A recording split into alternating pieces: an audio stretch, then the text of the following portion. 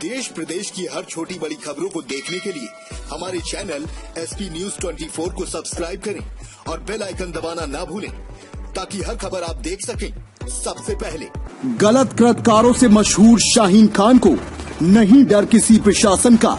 लखनऊ भोले भाले लोगों को अपने जाल पर फंसाकर अपने कृतकार्य से मशहूर शाहीन खान एक बार फिर अपनी सुर्खियों पर छा रही है। शाहीन खान अपने जिस्म की हवस मिटाने के लिए नवयुवकों को कहीं काम दिलाने के नाम पर तो कहीं अपनी अच्छी पकड़ बताकर नौकरी दिलाने के नाम पर अपने जाल में फंसाकर दोस्ती करती है, फिर अपना खेल खेलना शुरू करती है। कभी पुलिस की कैप लगाकर करती है तांडव शाहीन खान। ऐसा ही मामला 2.5 साल पहले अतीश कुमार पुत्र रमेश चंद्र के साथ इस घटना का अंजाम शाहीन खान ने दिया, जो कि अतीश कुमार 23 साल अपना फोटो स्टूडियो कार्य करता था। इसी सिलसिलेवार पर शाहीन खान से फोटो खिंचवाने अतीश कुमार के स्टूडियो जाती है, जहां पर अतीश कुमार के द्वारा इनकी फोटो बनाकर दिया जाता है।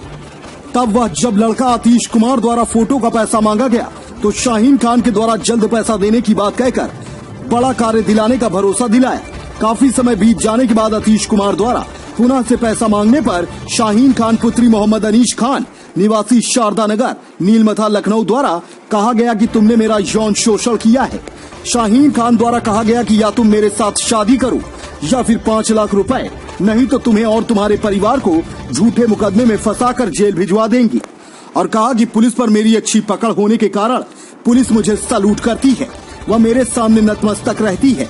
तुम और तुम्हारा परिवार मेरा कुछ नहीं कर सकता है। जब इसकी जानकारी अतीश कुमार के परिवार को उनके माता पिता व बड़े भाइयों को जब इसकी जानकारी हुई तथा शाहीन खान द्वारा लड़के अतीश कुमार के घर जाकर उनके परिवार के लोगों को गाली गलौज व जाति सूचक शब्दों का प्रयोग करते हुए कहा कि तुम लोग अपने बेटे अतीश कुमार को मेरे पास बुलाओ क्योंकि मैंने उससे विवाह किया हुआ है, वह मेरा पति है।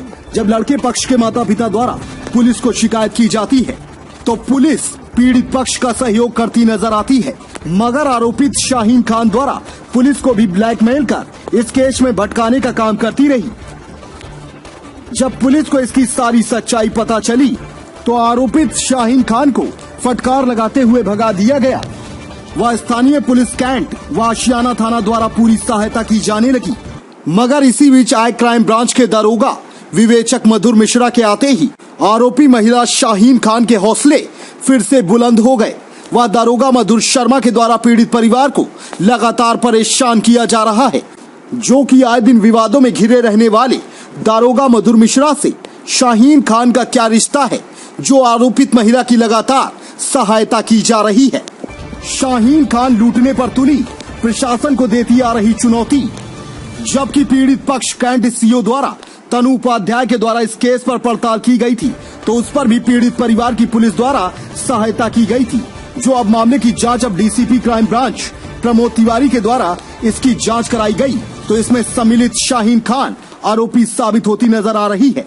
देखने वाली बात यह है कि इसी तरह से दर्जनों घरों को बर्बाद कर चुकी है। शाहीन खान के हौसले इतने कैसे बुलंद हैं, जिससे उसका यह धंधा फल फूल रहा है। इसका यह कारोबार गोरख धंधा वह कब मिलती है ऐसे गलत कार्यों में सम्मिलित महिला से लोगों को आजादी। लखनऊ से संवाददाता विवेक सिंह की रिपोर्ट। परिचय दीजिएगा। अमित कुमार नाम है मेरा, फादर नेम रमेश चंद, नई बस्ती नीलमथा, कैंट थाना कैंट पड़ता है हमारा और जिला लखनऊ। और क्या समस्या है जो लगातार आप परेशान नजर आए? सर, मेरा सबसे छोटा भाई है जो फोटोग्राफी का काम करता था। उसको वो फोटोग्राफी की एक दुकान पर काम करता था। वहाँ पे एक महिला आई शाहीन खान, जिसका नाम था, शारदा नगर की निवासी हैं और वही नीलमथा थाना कैंट की।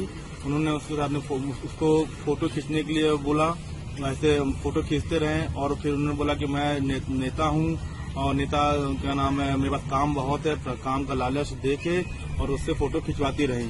जब बाद में भाई ने मेरे बोला कि भाई फोटो खिंचवाती रही लेकिन मुझे पैसा भी चाहिए, मुझे पैसा दीजिए, तो पैसा में टाल मटोल करने लगी।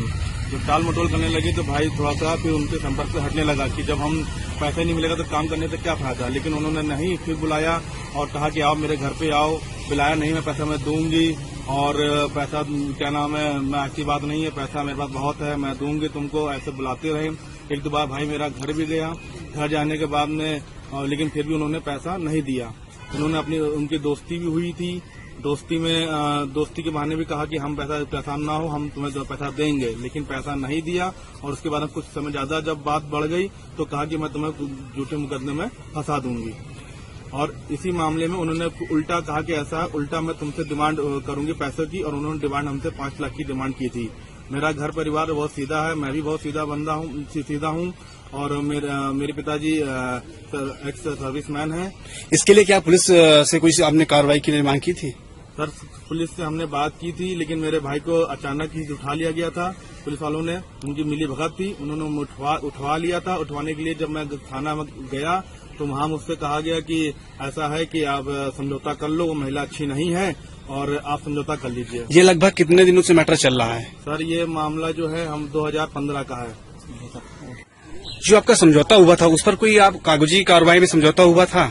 जी हाँ, वो स्टैम्प पेपर पे समझौता हुआ था सर। ये देखिए, ये समझौता हुआ था, ये इसमें कई लोगों के क्या नाम है साइन भी है, ये देखिए सर।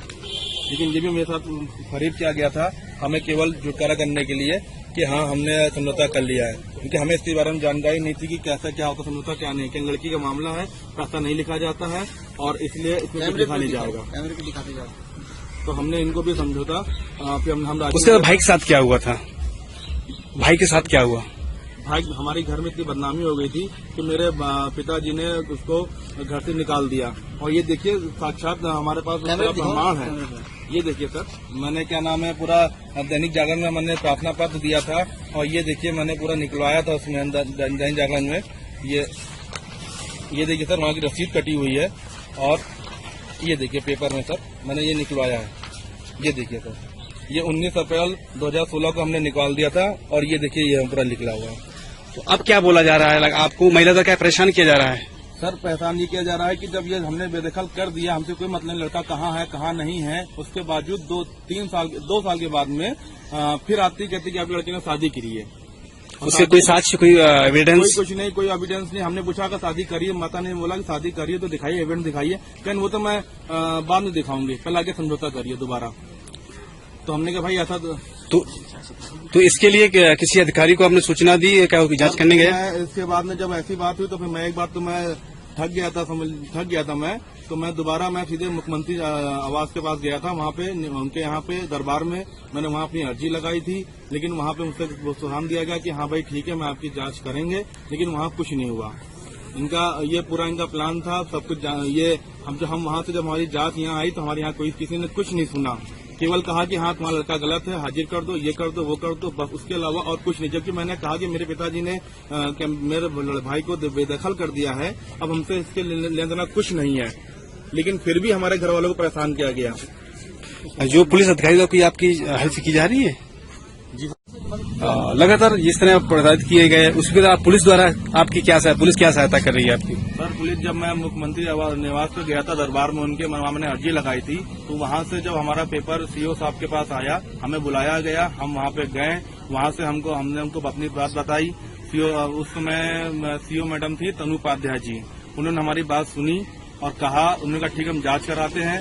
तो उन्होंने फिर हमारे उस समय SHO थी हमारे कैंट थाने की रंजना सचान मैडम, उनको अवगत कराया गया। उन्होंने हमारी हेल्प करी, उन्होंने देखा पेपर सब, हमने उनको बताया और दिखाया कागज। तो उन्होंने कहा कि ठीक है हम आपकी मदद करते हैं, क्योंकि ये महिला हमें भी कागजों से ठीक नहीं लग रही है। लेकिन उस महिला का इतना दबाव था, इतना प्रेशर था, पॉलिटिकल प्रेशर था कि वो भी चाह के भी हमारी मदद नहीं कर पाई। हमारे कैंट मैडम जो थी संजय सचान ने हमारी मदद करी। उन्होंने, इस महिला ने जब कुछ नहीं समझ में आया तो उस महिला ने हमारे छोटे भाई का, हमारे माँ बाप के ऊपर किडनैपिंग का केस लगा दिया कि मेरे पति को किडनैप कर लिया गया है। तो किसी तरह से जहाँ तहाँ के मेरा भाई जो है उसको हाजिर किया गया, और जब उसने मान लिया कि हाँ मुझे किडनैप नहीं किया गया था, तो उसके बाद में जब उसकी वहाँ दाल नहीं गली तो उसने उठा के क्या नाम हमारे मम्मी पापा के ऊपर दहेज प्रथा केस लगा के वहाँ से बेचना ट्रांसफर करा दी आशियाना में। वहाँ पे भी आशियाना में मैडम में जांच गई थी, SI थी मैडम अकिष्णा यादव मैडम SI थी। उन्होंने भी जांच करी, उन्होंने भी पाया कि हाँ ये महिला करप्ट है, लेकिन वहाँ भी उनकी दाल नहीं गल पाई और मैडम ने हमसे कहा कि ऐसा है, ये महिला करप्ट है और आपका सब ठीक हो जाएगा, परेशान मत होइए। लेकिन हमने सांत्वना दिया और हम घर में बैठ गए।